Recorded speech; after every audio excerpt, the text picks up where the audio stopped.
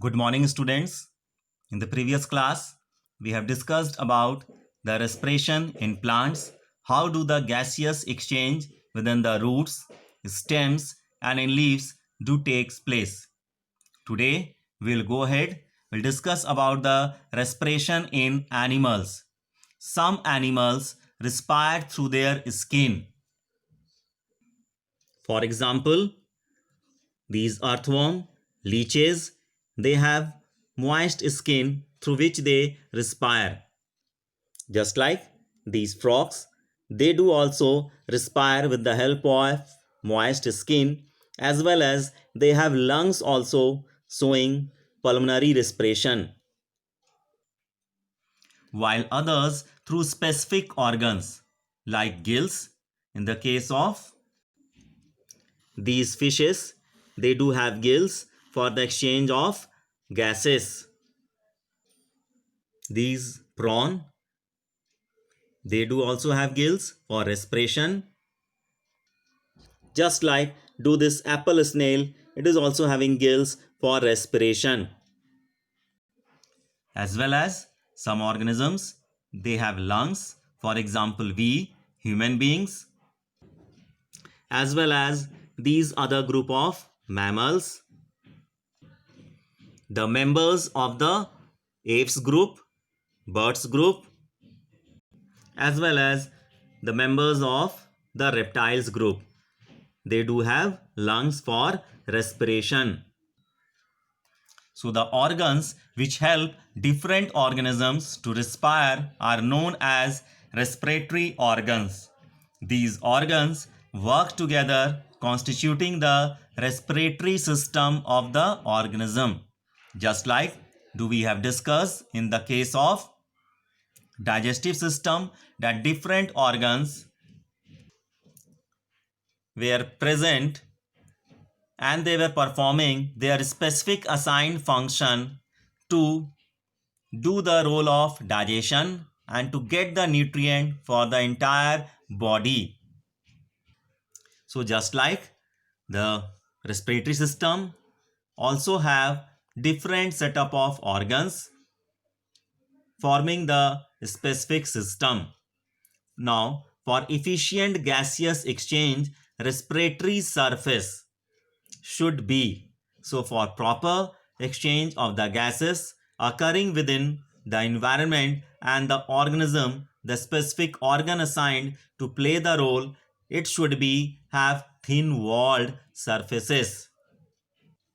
So they will be lined with simple squamous epithelial tissue, means it will help in the proper and efficient exchange of the gases within the two surfaces, as well as moist for speedy diffusions. So diffusion process would be enhanced when the surfaces would be kept moist. Third, large surface area. The surface area should be enhanced so that more and more amount of gaseous exchange do take place. And the fourth one, it should be highly vascularized, means it should be rich in blood supply. Next, respiration in aquatic organisms. The rate of breathing in aquatic organisms is always faster than the rate of breathing in terrestrial organisms. So, whenever we observe any aquatic organism, do we observe that the rate of breathing within these life forms is faster as compared to the terrestrial life forms. The reason behind is that the aquatic organisms utilize the oxygen dissolved in water for respiration. So these aquatic life forms, they take the oxygen whatever is dissolved within the water, and whereas the amount of dissolved oxygen is fairly low than the amount of oxygen in the air. So in the air, do we know that around about 21% oxygen is present, but in the water it is present in very much low state. So the aquatic organisms, breathe more rapidly to accumulate more and more oxygen. So fishes take in water through their mouth and force it past the gills where the dissolved oxygen is taken up by the blood. So in fishes, the water enters through the mouth. Along with the water, dissolved oxygen, the oxygen which is present in water, it enters, as well as the food also enters through the mouth.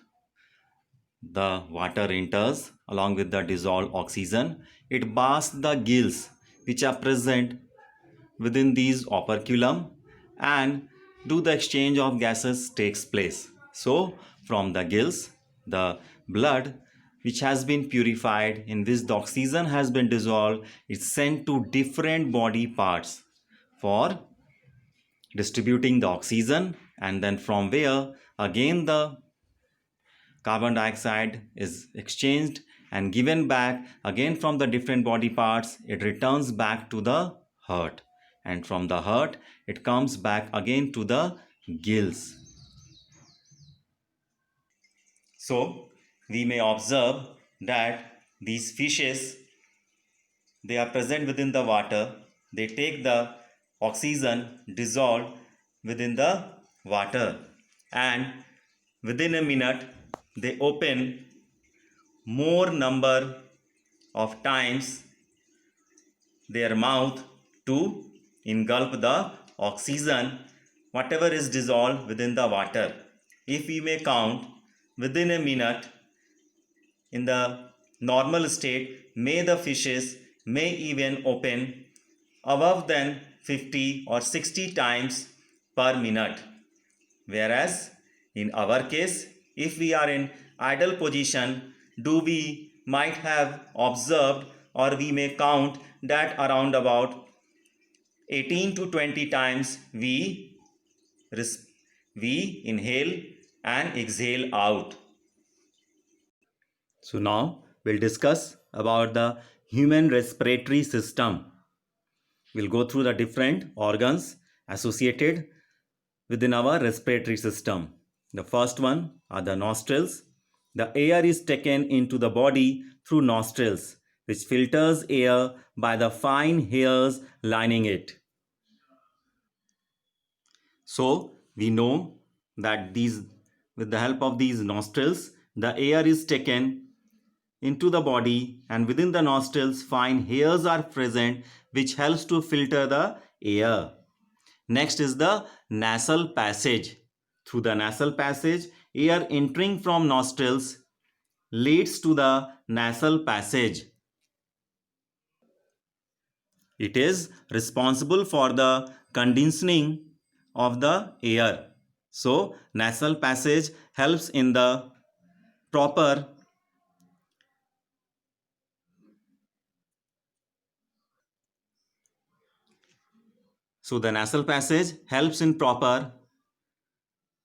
movement of the air, proper conditioning of the air.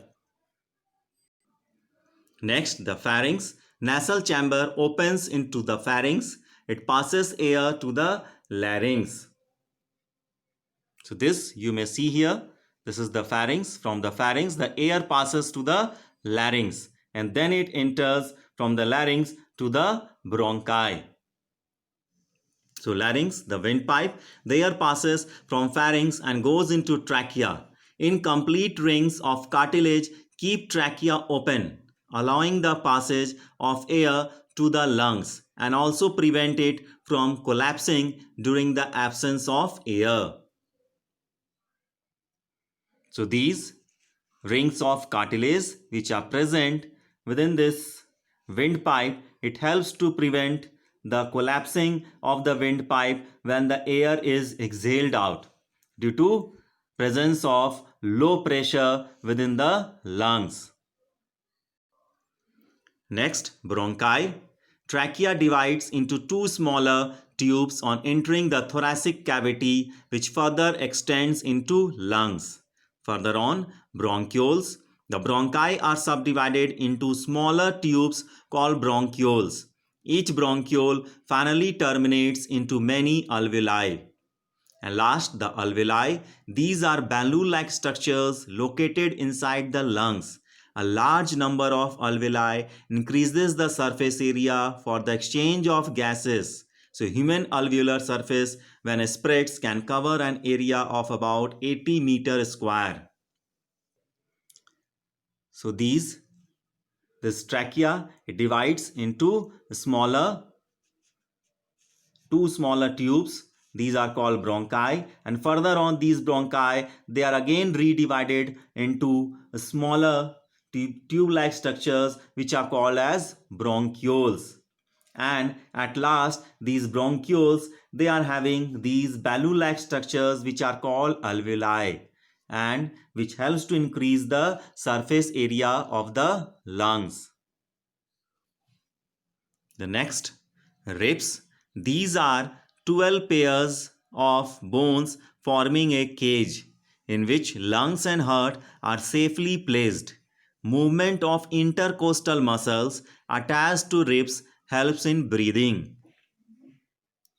So these are the 12 pairs of ribs forming a cage within which the delicate organs, the lungs and heart are placed safely, and there are certain muscles associated within it which are called intercostal muscles, which help to lungs to show the process of breathing.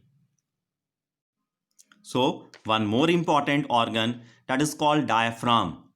It is a muscular partition between thorax and abdomen and forms the base of the chest cavity.